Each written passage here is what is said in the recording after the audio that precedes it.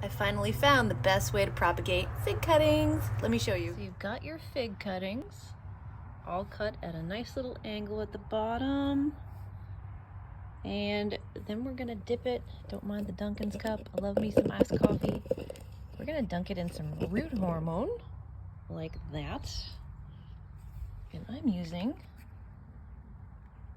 this particular brand, although I do want to get the liquid kind. I've heard it works better, but I've had pretty good results with this one. Some play sand, believe it or not, damp sand, not wet. And I'm just using an old salad container, and I'm basically just placing them in here.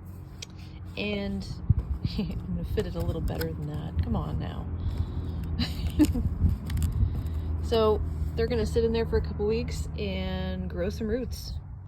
And that's it. It's like the easiest method I have found yet. So once you have all of your fig cuttings dipped in the root hormone, put in the damp sand, sometimes I like to give them another little quick spray, just to make sure they got enough moisture in there. And then we're gonna pop on the lid.